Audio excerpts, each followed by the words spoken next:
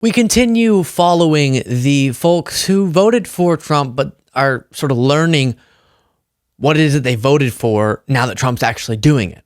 And terrible examples. But a more hopeful ending to this story, because I thought there was a follow-up video made on a story that went really viral. And the story was about a farmer. And then a different farmer who is not a supporter of Trump made a video and sort of articulated more than just F around and find out, right? That being the response from a lot of people, and I understand it. But hey, here's what the takeaway should be from the fact that Trump might be destroying your life, right? This should be the takeaway, and it's not just, I have something more to give you. And that's what this farmer did that you were seeing on screen a second ago. So before getting to the liberal farmer's response, I'll show you the individual who voted for Trump and had his story go viral about how, given a Trump administration policy, he could lose his farm. And he was benefiting from a program that was a part of the Inflation Reduction Act, a Biden policy. And yes, you have the feeling. Why? This is, I don't want you to lose your farm, but why are you doing this? And some people would say, yeah, get the negative impact. But as we conjure as much sympathy as possible, it's more so, at least please have the proper takeaway. And I hope you don't lose your farm. Click the subscribe button if you appreciate these videos. First this, then we'll get to the response. I might lose my farm because of the government. I got in bed with the government. I was promoting getting in bed with the government because I thought it was a good idea. So, NRCS. So already we're off to the wrong start. Eventually he does acknowledge that it was the Inflation Reduction Act, but it's not that you got in bed with the government. It's that you got in bed with a perfectly fine woman. Okay, here's the analogy. And you're having a good time. And then for some reason you say, you push that woman out of the bed. And then you go over to your leopard cage and you get a leopard and you say, now I'm bringing this to bed. And you start trying to do the same things with the leopard that you were doing with the woman. And then it bites you. It's not that you got in bed with the government. It's that we put someone else in charge of the government. Not that Biden's a beautiful woman in this analogy. I'm just saying you get the point. Yes. Conservation planning. So they had a program out there called the EQIP program. And what the EQIP program is it's cost sharing on stuff like fencing, different seedings, water lines, waters, wells, and stuff like that to better conserve farmland for agricultural use. So, and with that being said, they called me today and said, hey, I know we have this signed contract. We're reneging on it. We're not going to pay out on it. What do you mean you're not going to pay out on it? So I've got all this stuff bought, and whenever I install it, you're not going to pay out. We had this contract. I made business decisions based on this contract. I might lose my farm because of the government. Right. So that kind of gives you a quick, it was longer video, but he engaged in an agreement. I agree with the uplifting of our farmers, and he took advantage of it. I'm happy for him. But it was a Biden era policy that then the Trump administration is saying we're not going to make good on. He then did a follow-up video. I need your help to save my farm and many other farms. I wanted to give you guys And I just need to say something. This is not relevant for our podcast listeners, but I just went and found the first video of him doing this follow-up. The Trump dancing in the corner, which was clearly someone doing a little mockery, I think, is not something that I did. I didn't do that. Give you guys an update on what we figured out with our contract through NRCS. So to give you some backstory, if you haven't watched the previous video, please go out, watch that previous video I've got on there. We are possibly going to lose our farm if NRCS doesn't hold up their contract with us on the EQIP program. So the reason that they're not able to hold up the contract is our EQIP program, which is cost sharing on fences, waters, a well, and some seedings, was funded by the Inflation Reduction Act. Because of the executive orders, there's a pause or a freeze on the funding through the Inflation Reduction Act, and they're not able to pay out on the stuff that we completed or anything going forward. But the issue I have is I've already done a bunch of the work, already paid for the material, already paid for the labor, so I'm out all that cost, and I use my farm operating expenses in order to do those projects, because per contract, I knew that I was going to get cost sharing refunds on the stuff once completed. But now that it's completed, they're saying that they're unable to provide the funds because of the freeze on the Inflation Reduction Act funds. So I reached out to a couple different senators and Congress people. So I reached out to Ann Wagner's office. I have not. And he goes on to the actions he's trying to take to make this right. But it's not, he should do that to put pressure on particularly Republicans, to put pressure on Trump. But it's not Congress. This is the point. And then I'll show you the beautiful message from a different farmer. This is the point of why the executive branch is not supposed to be able to just not implement the policies that were signed into law and that were passed by Congress. That's what we're saying. That's the problem, because then you have things that are in law being violated just because a new president came in town and said, I have unilateral control over law now, when that's not how it's supposed to go. The power of the purse is supposed to be with Congress. The president then signs off on these laws, and then they're enforced even if the new president doesn't like them. In this case, that means he should have his contract upheld. And it's heartbreaking people didn't see that. My main criticism, I haven't watched all of his content, but from what I've seen so far, you got to say the names. The Inflation Reduction Act and the pause on who? Biden. Then Trump. There's a really important takeaway there. All right. But it's not just F around and find out, as you'll hear this gentleman say. And actually, throw that down for a second, Jaden. Let's get so that we can. Will Westmoreland is the name of the gentleman you're going to see responding. And my goodness, could you get a better name for a farmer than, and I say this with all the respect, Will Westmoreland? Is that a stage name? Also, everybody says in the comments, Project 2025, didn't you read that? That's his platform. Hey, Skylar, my name's Will Westmoreland, and I'm a farmer down in Southwest Missouri. And I just... Westmoreland? Sorry, we'll talk about... I'm not done with talking about that name. That's brilliant. I love that. Just wanted to reach out to you and tell you that I am not an FAFO kind of guy. We probably disagree with each other on everything political, but there's a very specific reason why people are getting upset with you, and I wanted to explain that to you if you'd be willing to listen to an older guy kind of walk you through the process.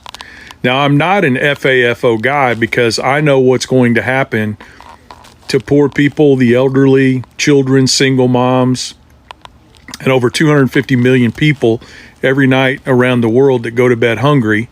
And FAFO, if you're not familiar, is F around and find out. And it's what people say when they're saying, well, you voted for this, you deserve it. If the American farmer and rancher is run out of business because of Trump's policies. And that's what I want to explain to you tonight if you'll listen to me. I also wanted to let you know I sent you a private message. And if you ever want to get on the phone and you want to talk about the issues that Trump is forwarding that are bad for agriculture, I'd be willing to do that, and I'd be willing to listen to your arguments as well. I also want to let you know that I've been a political consultant for over 30 years. I want to be right up front about that. I do that in addition to farming. And I want you to know a lot of younger people don't know, and I don't mean that in a condescending way, but more of an educational way.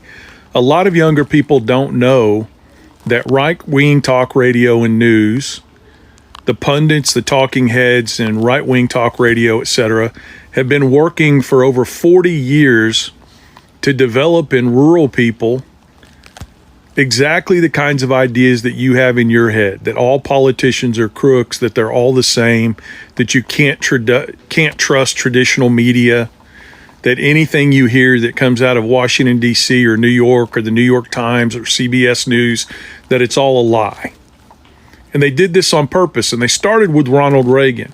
We used to have what's called a fairness doctrine in this country, where if you were a radio station or a television station and you were using the public airwaves to present a message, we had a fairness doctrine where you were required by law to share the other side of the story. And President Ronald Reagan, and I hope it's okay, I'm going to play more of this than I normally play of clips all at once, just because I think you've heard enough of my stupid voice, okay? Beasley, that's my last name, Beasley. You need to hear it from Westmoreland. who was president when I was in high school and a little bit younger than that, had the fairness doctrine eliminated. He had it taken out of the books. And there was a specific reason for that. It was designed so that organizations like Fox News and right-wing talk radio could start spreading the lie that all mainstream media was bad. Now, this was during the time of Walter Cronkite and Dan Rather, all the other news heads that we had out there that were highly respected. But it was a strategy to make it so that the airwaves no longer had to present an unbiased case. And then these right-wing media sources like Rush Limbaugh and Fox News, etc., began pouring it on to rural America. You can't trust politicians. You can't trust the news. And what they did is they focused on destroying the trust in these institutions so that they could replace it with another institution. And they did that. They replaced it with Fox News. They replaced it with right-wing talk radio. And I can't tell you how many times when I was growing up, when I was your age, I'd walk into a job site or be on a farm and I would hear right-wing talk radio blaring on the radio all day long. And then after they had destroyed our faith in media institutions in rural America, they then turned their guns toward the government itself. And they began building in us a distrust of government organizations. And Skylar, here's the facts, okay? You can look this up on your own, but these are the facts. Rural America uses more welfare than the blue cities do. Rural America needs more help feeding our children. We need more help keeping our hospitals open. And guys like you and I, farmers out there that grow row crops or do agroforestry or raise cattle, we take welfare too. Now, I don't think there's anything wrong with that because we can't control the cost of our inputs. We can't control the cost of what we sell our products for. We got to pay for shipping both ways, as Kennedy said. But the reality of the situation is they were able to instill in us the idea that the government money coming to us was okay and was a good thing, but the government money going everywhere else was a scam or a sham or communistic or socialistic, etc. So it reached a fever pitch finally where a lot of rural people, over 70% of rural farmers and ranchers, only believe the Fox Newses and the talk radio. And when they came to you and told you that Trump wasn't going to implement Project 2025 and that he didn't have anything to do with it, you believe that. And you're not alone.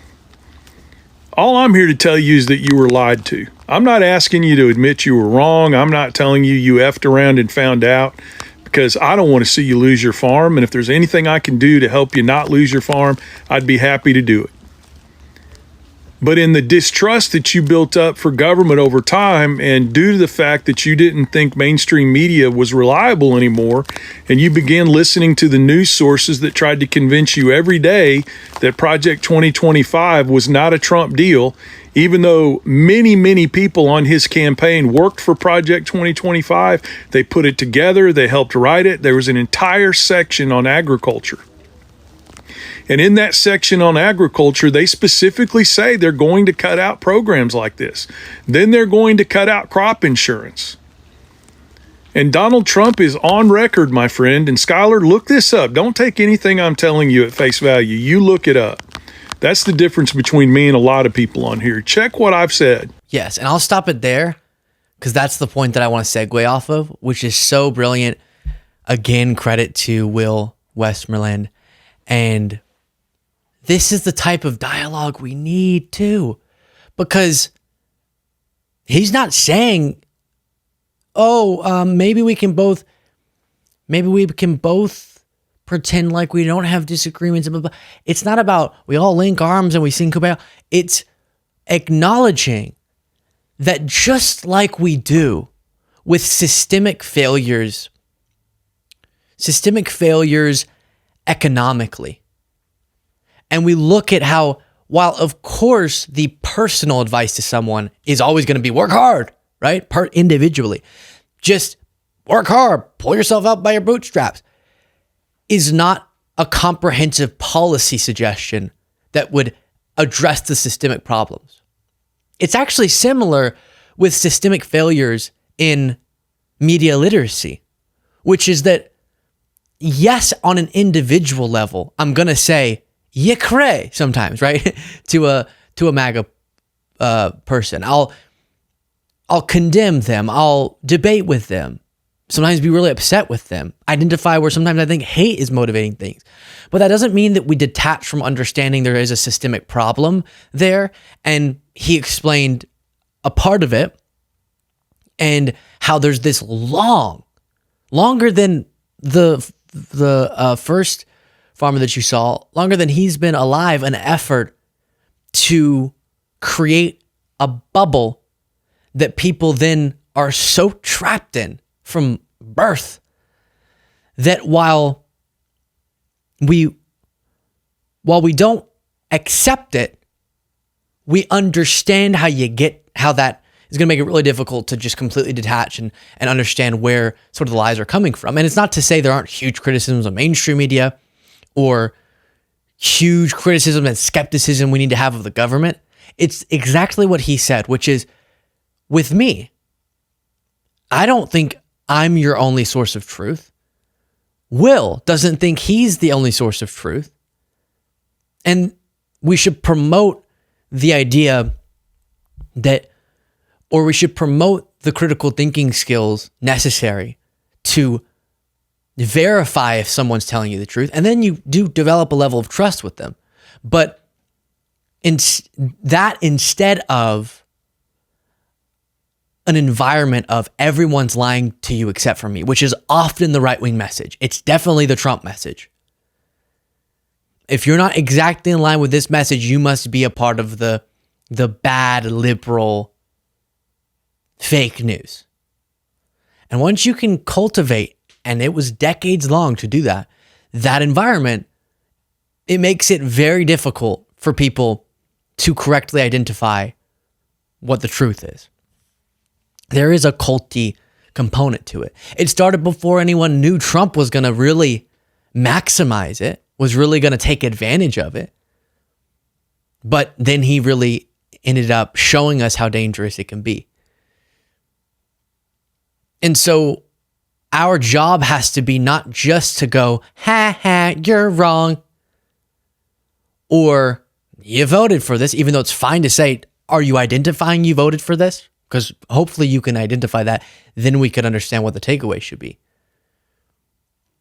And it's not to say there aren't huge systemic failures with the Democratic Party, but the unique detachment from reality, bubble component of the modern MAGA movement was explained very well, in part there by Will. And it serves as a daily reminder of why we all have to make sure we're not getting into culty, tribal thinking. And hopefully, through conversations like this, by using a specific example over the next few years as people are going to end up being hurt by Trump's policies, not just going, but having them identify where the pain's coming from. That's important. Why it's happening. It's not just the Inflation Reduction Act. Who signed the Inflation Reduction Act? Who's not following through on that law? Getting that, and then walking through how at least they could concede the sources of information they were going to before that told them this is the ultimate source of truth. That's not the case. Maybe there's still a journey to figure out where they can find reliable information and how to verify it. That's a longer step, but step one is just realizing they've been lied to. And I think Will Westmoreland explained that nicely. Share your thoughts in the comments.